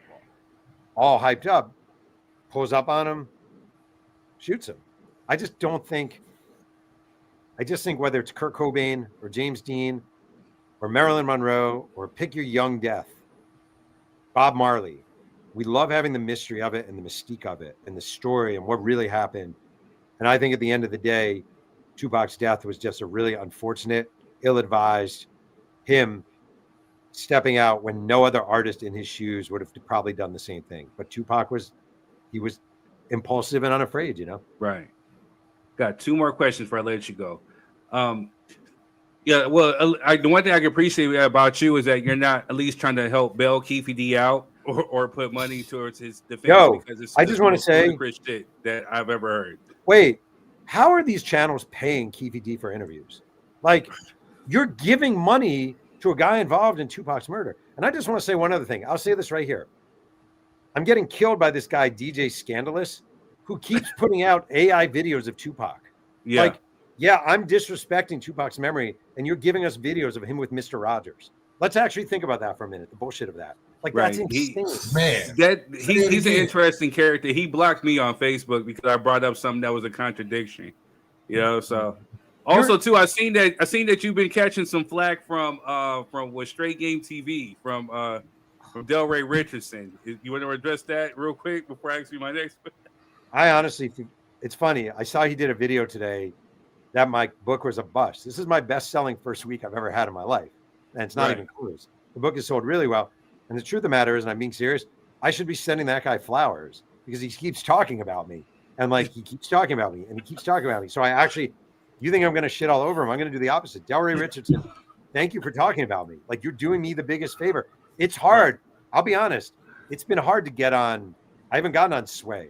I haven't gotten on Charlemagne. Like there are a lot of traditional hip hop outlets. Sway's actually my cousin. You know what I'm saying? But it's kind of ill because this Straight Game TV actually does literally videos on Reggie Wright involving like this whole Tupac murder thing. So yeah, you've taken the heat off of Reggie Wright now because he makes these videos about. I'm here to help Reggie. I'm here to help Reggie and make his life a little bit easier. I'm here to help Reggie Wright, and I just like honestly, he's helping me. Every time he talks about me, he's helping me. I know it's not his intent, but it's all good. He seems kind of frustrated by something. I don't like beyond me. He just seems frustrated. So I would love to sit down and talk with him too. Well, one other question too. Well, this is the two-parter. So, is there anybody in the book that you wish that you would have interviewed? Oh, many. Jada and Suge are the two biggest ones. Suge, I DM with Suge back and forth. Suge, you can. So, as a journalist, I have visited prisons before, and you can in New York State, for example, you can literally show up, put your name on a log. They'll tell the person you're there. And if he's curious at all, he'll come out. Like I had that happen with a murderer I wrote unrelated to this book. And he came out and I interviewed him. With Suge in California, there's like a texting system with inmates, right? And so I texted Suge a couple of times and he would just write like one letter answers or be like, okay. The only time he responded with any sort of real anything, I found one of his old report cards when he was a student at UNLV. And I think it was theory of music or music appreciation. He got either a C or a D. So I said it to him and he wrote back, ha, ha, ha, ha. And I thought, all right, that's good. But I didn't get Jada. I went to Jada's book event at the Miami Festival of Books and I thought maybe she would talk, but she didn't talk. But this was after the Will Smith thing. There was a lot going on in her life. Yeah. So how was it? How did you land Set Shakur? Like, what was her? Has she said anything about the book since it's been released? Not that I know of. Set is a very private person and a very good person. Very hard to get. Yasmin Fula is someone who I had developed a relationship with, and Yasmin, I believe, probably put in a word for me with Set, and I DM with Set a couple of times, interviewed her once on the phone, and I was in Lumberton, North Carolina, where her mom was from, and she lives down south, and I just kind of said, I'm in the area. Is there any way we could meet? And she had lunch with me. So we had a lunch after. And she's I really want people to leave her alone. To be honest, like that's my number one. If I have a number one regret of this book, it's people kind of bothering her. Like she's a private person who I'm going to lower. I'm not going to say I have a master's in pain anymore. I'm just going to say I took a couple classes in pain. But I feel like thanks to Jess. Yeah, thanks, Jess. You're not gonna have the dunce cap on my head because of Jeff. But she's been through so much through the years, like just a lot. And I don't know. She was really good with me, and I feel bad in a way that she's been thrown into it. So we're gonna put this out there. Everybody out there, leave Set Shakur alone. For real. One of the things I can say about you, Jeff, that I appreciate with this book, ironically, is that I walked away with a deeper appreciation for Afeni and for Set Shakur. Like, their stories definitely need to be told, but like you said before, and I will quote you, there needs to be either a masterclass, a movie, or something about Afeni Shakur because her story is remarkable. The good, the bad, the ugly. You walk away with a whole new appreciation of this woman. You know what's actually interesting? I am for a while, and thank you. That's honestly really kind of you. Like, when I started doing these interviews, I was talking from the perspective of a white guy growing up in a mostly white area, saying white kids in America have no idea who Afeni Shakur is. But I actually realized through promoting this book, I think most Americans don't know much about Afeni Shakur. They might know that she's Tupac's mom. I don't think young black men and women in America are learning enough about Afeni Shakur. I think she's a hero of the Black Panther movement. Again, just in synopsis, 21 years old, pregnant with Tupac, being shuttled from jail to the courthouse back to jail, malnourished, she's getting one egg and a slice of white bread a day. Turns down a court-appointed attorney in the Panther 21 trial because the woman has a very soft voice, and she decides without a high school diploma or any kind of legal training to represent herself. She's facing hundreds of years in prison for the members of the Black Panthers plans to bomb different locales in the Northeast, defends herself and wins, right? Not enough people know about her. It's a shame that she's known as Tupac's mom, if at all. In many ways, Tupac should be known, and I think he would agree with this were he alive, as a son of Afeni Shakur. So absolutely, yeah, that's perfect. On that note, we're gonna end it here. But again, so you told me your favorite Tupac song, and I think this is gonna solidify it because it's one of those like not commercialized ones. So, Jeff, what is your favorite Tupac song, and what is the thing that you appreciate most about Tupac since writing this book? Now I'm terrified that I gave a different answer, but the one I've always said, because I believe is "Shorty Want to Be a Thug." Is that what I said? You told me Pain. You told me Pain. Oh, I said 2 then. Yeah, you did. You did. To be clear, I gave 2. I'm not lying right here. You did. I said "Shorty Want to Be a Thug." Well, Pain I love for multiple reasons. Number one, I feel like a lot of people don't realize the opening little dialogue is from like Star Trek, The Voyage Home, or Star Trek, one of those. Your pain, think about it. And I just think that song really, really, really radiates something in him, and like the pain he went through, and so informed by homelessness, by fatherlessness, by Baltimore, the rats scurrying up and down through the apartment, by his mom and the crack addiction. He just wore that stuff, he just wore that stuff. And I do want to reiterate again, I did say Pain and Shorty Want to Be a Thug. I did not. This is not someone's gonna. I know that's actually my pop's favorite song is Shorty Want to Be a Thug. See, I love that song because real quick, I'll tell you. Like, I may have said this at the time. Tupac is. I just want to say we had dinner ready, and my wife thought I was going to pick it up, but she angrily left the house, so I have enough time to tell this, and I have to apologize later because she picked up the Chinese. Mrs. Pearlman, I apologize. She says it's all good. She's not here, but I'm speaking on her back. When Tupac was living in Marin City, and he was a senior in high school, and he wasn't living with his mom, who was deep in addiction, and he was living with these 3 guys: Demetrius Striplin, August Terry, Ryan D. They were 3 aspiring hip hop artists. One day, Tupac is in a rap battle with a kid named Tack, a 13-year-old in the area, and Tupac is kind of new from Baltimore. He hasn't been there that long, and he's still MC New York, and he's still rapping primarily about like Stokely Carmichael and the Black Panthers and Black empowerment. And he gets in this rap battle in front of a bunch of people. They had a cement platform in the jungle where he lived. They called it the jungle, Marin City. And he gets his ass kicked. And he gets his ass kicked by this guy who raps about the hellscape of living in Marin City. Tupac vanishes for 4 or 5 days. Nobody knows where he is. And there's a guy who is a kind of a crack kingpin / just kind of gangster in the area named Bobby Burton. And for 4 or 5 days, Tupac followed Bobby Burton around, taking notes about what he's doing, how he's behaving, what his antics are, how he intimidates people, how he sells crack, etc. He comes back and he writes a song, Days of a Criminal.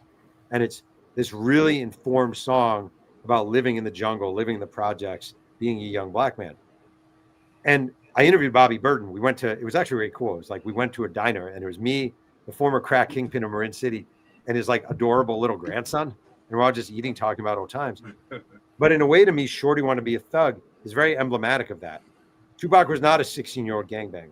He wasn't built like a Mack truck, but he was studying these people, observing what they were going through, and trying to tell their stories to others. And that's why I really like that song. Long story short. Right. Very good. This is Michael. I can't read the name, but this is Michael Namicus. You guys. Say it. No, his name's Michael Namicus. He wrote an amazing book called The Tupac Encyclopedia, which I highly, highly, highly recommend. He self-published it. It's the best Tupac book in existence. Better than it's the best Tupac book out there. It's called The Tupac Encyclopedia. Self-published. Hey, Michael, I appreciate you. Thank you for this. You know what I'm saying? Man, that section in the book was my favorite, was the Marin City, because again, I knew about the Baltimore for School of Arts, but the Marin, you took a deep dive. That's one of the things where I knew E-Train was working on. He was working on a project called Tupac, the early years, especially right there in the Bay Area. I wish he would have did that, because that whole transformation, that is what to me made Tupac was that Bay Area. And then exactly when he got put on by digital. So I appreciated your deep dive into that. So that was my favorite part of the whole book. Don't you think there's an interesting, I just want to say there's a really interesting, like, There's this movie called Sliding Doors. I don't know if anyone saw it, where she goes this way and her life goes. She gets off the train, her life goes this way. She stays on the train, her life goes this way. Right. I just think there's this moment when Tupac moves from Baltimore to Marin City, where everything. If he'd stayed in Baltimore, he'd be he would graduate from the Baltimore School of Performing Arts. It wouldn't be a shocker if he goes to Juilliard or some art school, right? You know, the Berkeley School of Music, and it just wouldn't have been at all. Or he becomes an actor right out of high school, and he's doing more and more performances.